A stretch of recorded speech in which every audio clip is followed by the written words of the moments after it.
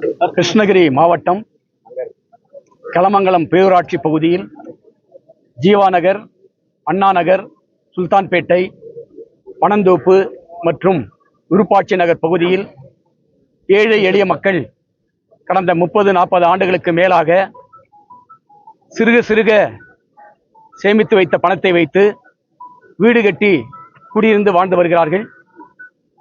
அந்த வீட்டுக்கான வரியையும், குடிநீர் இணைப்புக்கான வரியையும், மின்கட்டண வரியையும் தொடர்ந்து செலுத்தி வருகிறார்கள்.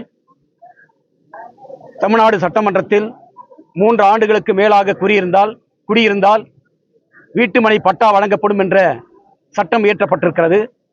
அவ்வாறு இருக்கும்போது துறை அதிகாரிகளும் அதே போல இந்து சமய அறநிலைத்துறை அதிகாரிகளும் உயர்நீதிமன்றத்துடைய உத்தரவை காண்பித்து அந்த வீடுகளிலிருந்து வெளியேற வேண்டும், இல்லை என்றால் அந்த வீடுகளை இடிப்போம் என்று சாதாரண மக்களை மிரட்டி வருவதை இந்திய கம்யூனிஸ்ட் கட்சி வன்மையாக கண்டிக்கிறது. கடந்த வாரம் ஓசூரை அடுத்த பாகலூர் பகுதியில் முனீஸ்வர் நகர் பகுதியில் ஏற்கனவே 2012ஆம் ஆண்டு இந்திய கம்யூனிஸ்ட் கட்சி போராடி 60 குடும்பங்களுக்கு வீட்டுமனை பட்டா பெற்றுக் கொடுத்திருக்கிறோம். அந்த இடத்தில் குடியிருந்த ஒரு 36 வீடுகளை அதிகாரிகள் புல்டோஜர் வைத்து இடித்திருக்கிறார்கள்.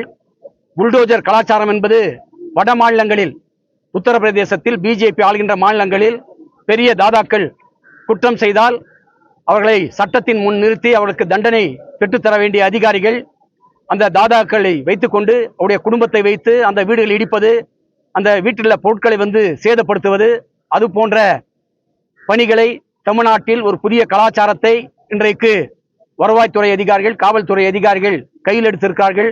இது அரசாங்கத்தினுடைய ஒப்புதலோடு செய்கிறார்களா, இல்லை அதிகாரிகள் இத்தகைய புல்டோஜர் கலாச்சாரத்தை தமிழகத்தில் கையில் எடுத்திருக்கிறார்களா என்பதை தெரியவில்லை. வருகின்ற சட்டமன்ற கூட்டத்தொடரில் நிச்சயமாக இந்த 30 ஆண்டு காலமாக களமங்கலம் பேரூராட்சியிலே குடியிருக்கின்ற சாதாரண ஏழை எளிய மக்களுக்கு வீட்டுமனை பட்டா வழங்கப்பட வேண்டும். அதோடு இல்லாமல் அந்த வீடுகளை இடிப்பதை தடுத்து நிறுத்த வேண்டும் என்று சட்டமன்றத்திலே நிச்சயமாக கவன ஈர்ப்பு தீர்மானம் கொண்டு வந்து சம்பந்தப்பட்ட துறை அமைச்சர்களுக்கும் அதே போல முதலமைச்சரிடத்திலும் இந்த பிரச்சனையை கொண்டு சென்று இந்த மக்களை பாதுகாப்பதற்கான அனைத்து நடவடிக்கைகளையும் இந்திய கம்யூனிஸ்ட் கட்சி எடுக்கும்.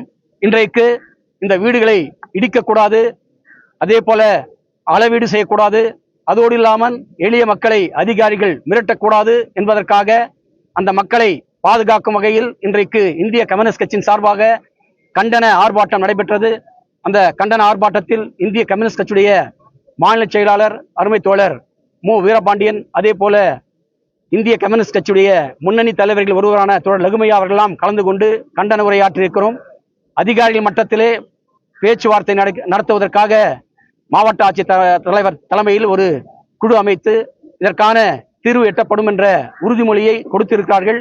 நிச்சயமாக மாவட்ட ஆட்சித்தலைவர் தலைமையில் அந்த பேச்சுவார்த்தை குழுவிலே பங்கேற்று அந்த எளிய மக்களுடைய வீடுகளை இடிக்காமல் இருப்பதற்கும் அதே இடத்தில் அவர் வாழ்வதற்கும் உத்தரவாதப்படுத்தும் வகையிலே நாங்கள் பேச்சுவார்த்தை நடத்த இருக்கிறோம்.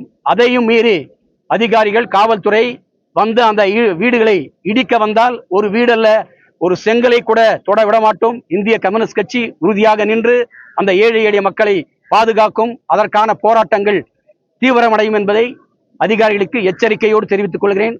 ஆகவே சுமூகமான முறையில் அந்த மக்களுக்கு தீர்வு காண வேண்டும், அதற்கான முயற்சிகளை அதிகாரிகள் எடுக்க வேண்டும் என்பதை இந்திய கம்யூனிஸ்ட் கட்சியின் சார்பாக தெரிவித்துக் கொள்கிறேன்.